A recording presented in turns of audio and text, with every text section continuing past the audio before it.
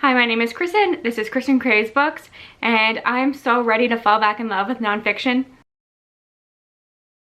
So Nonfiction November is something that I have participated in for years through my blog, and I've always loved it, but I've always been better about reading nonfiction throughout the year. I've always been somebody who loves memoirs, investigative journalism, so many different subgenres within nonfiction. But then I started this booktube channel, and I've just been so into fiction, reading new fiction releases, joining book clubs that focus on fiction, readathons that focus on fiction, that I've neglected nonfiction completely. And that is really odd for me because throughout my life I've always been a nonfiction reader and lover, and I find that I always typically rate nonfiction highly because I'm more selective about it and I really know what I like. And I don't know why I've been neglecting it. So Nonfiction November is a good reminder to focus on nonfiction and what I love about it and to really get into it. Now, the stack that I have here is not very long, but I know that I won't read all of these in November. It's more about just having some options, and I am participating in another readathon. I will have a TBR for that later on in the month, but I just wanted to put this out into the universe, let you all know that I'm doing this, get some recommendations from you. So Nonfiction November is hosted by Olive from A Book Olive, and she's been doing this for 8 years. I think she said it in her video. And there are word prompts that you can follow. There's 4 words to kind of guide you if you want more guidance or if you want to challenge yourself more. I forget what the words are. One's record element. I'll put them all up here for you. I'm not going to do that because I just want to read the ones that I own and I've been thinking about all year and just haven't gotten to. So these are the ones that I'm going to choose from. And I read I'm Glad My Mom Died by Jeanette McCurdy in September. Reminded me how much I do love a celebrity memoir. I used to read celebrity memoirs all the time as a teenager, and we have been blessed with some really interesting ones this year. So I have 4 on my TBR, 2 that I own, so let me grab them. The first one is We Were Dreamers by Simu Liu, who went to the same Canadian university as I did at the same time. We never met, sadly, but I was flipping through this, and he spends quite a bit of time talking about that point in his life, and all the references I was looking at really screamed out to me, so I'm going to relate to that. I think that's kind of fun. But I also just love Simu Liu as an actor, and he's a great Instagram follow if you want to do that. He's going to be in the new Barbie movie with Margot Robbie and Ryan Gosling, another Canadian, and I just like to read about Canadians, and this is a story of his parents immigrating to Canada, his relationship with his parents, I guess his childhood, how he got into acting, into the Marvel universe and all that stuff. And he's just having a moment right now, so I'm excited to learn more about his story. And obviously, I should have said this before, I do own 2 of these celebrity memoirs physically because I want to support the actors and I just like to have them, but I'll be listening to them on audiobook because I love listening to celebrity memoirs. These people are actors, they narrate their own books, they're good at this, so they're always such good listens. So I will be listening to this, We Were Dreamers. So that's the first one, and it says it's an immigrant superhero origin story. And then the next one is Finding Me by Viola Davis, and who doesn't love Viola Davis? I think we all adore Viola Davis. I will watch a movie just because I know that she's in it, and I have heard Ashley from A Bookish Realm, I saw her review and she said this will make you fall in love with Viola Davis even more, and I don't even know how that is possible, but that intrigues me. I don't know anything about her story. I know there have been a lot of interviews with her since this memoir came out, but I haven't watched them. I've been putting it off. I want to read this first. I often do that with celebrity memoirs.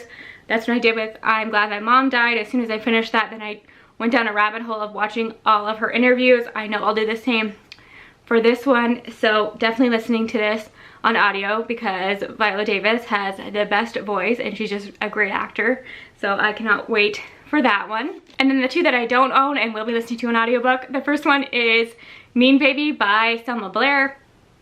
Selma Blair was like one of my favorite actresses growing up. She was in all the movies I used to watch in the 90s and early 2000s. She was in Legally Blonde, obviously, and she is currently on Dancing with the Stars.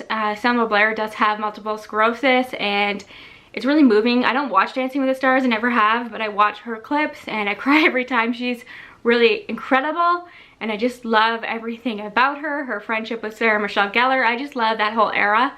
So I'm excited to learn more about her story, and I think It's called Mean Baby because she was always told that she was a mean baby, a mean child. She's just got one of those faces, I guess.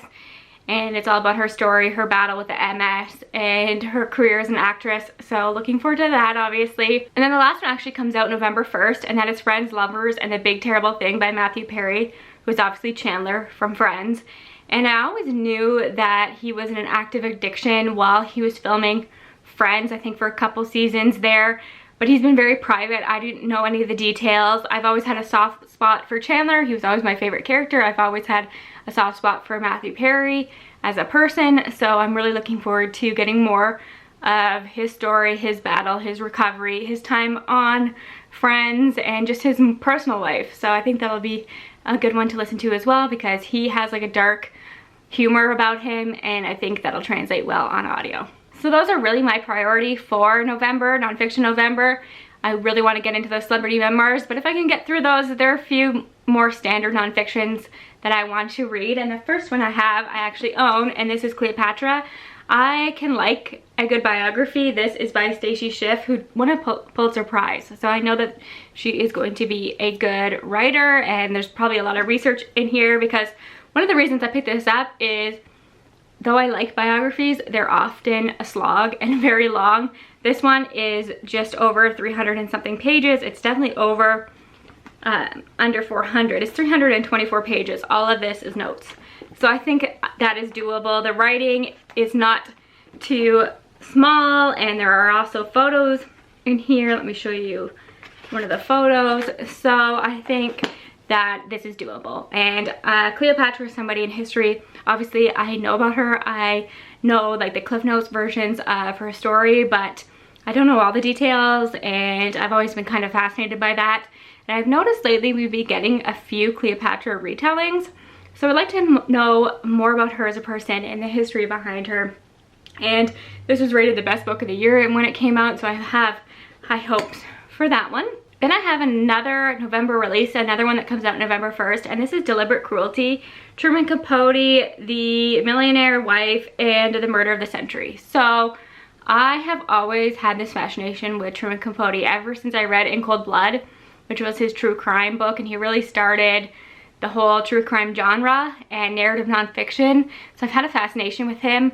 I've read, actually let me grab it. One of my favorite biographies is actually Capote by Gerald Clark. It's a big one. This is what I'm talking about. Biographies are often huge, but I just I'm so fascinated by Truman Capote as a person. All of his flaws, because he was very much flawed, and this biography didn't really focus on what this Deliberate Cruelty book focuses on. So this was more about the time in Cold Blood and sometime after that and before that, and his relationship with Harper Lee and everything. But Deliberate Cruelty is focusing on Answered Prayers, was the book that he was writing at this time, and this is the book that caused all this scandal, had him kind of thrown out of the socialites with his swans and all that stuff, and he was kind of scandalized at this point, and well deserved, I believe. I haven't read the book, but from what I know, I think it was probably well deserved. And he was friends at the time with a socialite called Anne Woodward, who shot her husband, and she said that she shot and killed her husband because she thought he was a robber. But a lot of people don't believe this. Truman Capote didn't believe this. He became fascinated with Anne Woodward's story and her marriage, and he wrote this fiction book that was largely inspired by her story. It wasn't subtle at all. He released a few passages from this book. It was a huge scandal. Eventually, Anne Woodward committed suicide, and a lot of people blame Truman Capote for her death. So it is a true crime book. I will see what I think about it, and I will let you know, but I do think Truman Capote's life was quite interesting. The next one is one that I've been wanting to read since it came out, I think last year, and it's The Women They Couldn't Silence. And this is one woman and her incredible fight for freedom, and the men who tried to make her disappear. Sorry, the writing is so small, I'm reading it on this little screen. But Kate Moore wrote The Radium Girls, which is widely popular on BookTube. I think even if you're not a huge nonfiction reader, you've probably picked that up or at least heard of it. For good reason. It's fantastic. One of my favorites, one of my go-to recommendations. So this is by the same author, and this takes place in the 1800s. It's obviously nonfiction. And it follows a woman who was fighting for independence. She wouldn't toe the line, and instead of embracing that and loving that about her, her husband has her committed into an asylum, and she will not stand for this. But she quickly realizes that she is not the only woman on this ward who is rational, who is just looking for independence, and who has been placed here because of their husbands. And I think the psychologist there is awful. It's all these men trying to keep these women in line and in this asylum because they just won't follow the norms of what society thought women should be at that time. And we're following this one woman, and she's just not going to stand for it. And I've heard it's incredible, and obviously nothing I knew about, never heard of this story before. And Kate Moore does great research. She's a great writer. I find her nonfiction does read more like narrative nonfiction, so they're very readable. And I highly recommend checking out The Radium Girls, and I have this one on audio, so I'm looking forward to it. And then the last one is one that I also have on audio. I've had it for ages, and it's been adapted recently, and I had no idea this adaptation was coming, and that is 5 Days at Memorial. And this takes place at a hospital in New Orleans during Hurricane Katrina. So it all unravels during the 5 days at this hospital during Hurricane Katrina, and what happened to the patients there, the workers there, everything that happened at this memorial hospital. And I've heard it's gut-wrenching, and I just know it will be with that topic. But this is investigative journalism, which is something I said I like Bad Blood or Catch and Kill. I'm always looking for books like that, so if you have any recommendations of good investigative journalism books, let me know, because that is my sweet spot for nonfiction. Again, I find them readable and really accessible, and you learn a lot. So I want to listen to 5 Days at Memorial before I watch the adaptation, or maybe I will read that and realize that the adaptation will be too hard for me to watch. We will see, but yes, I really want to get to that one, and I've heard fantastic things about that as well. So those are the books. I think 8 books. I won't get to them all, but I want to at least attempt them and get through those 4 celebrity memoirs and maybe a couple more of the other ones that I listed. And look out for my readathon TBR. I have to put that all together as well. So November is going to be an intense month for me, but I have been in such the reading mood lately. I think I can do it. I hope I don't get burnt out. So let me know if you are participating in Nonfiction November. What is your favorite nonfiction title? Do you love celebrity memoirs? Let me know all the things down below. Thanks for your support. I'll talk to you again soon. Bye for now.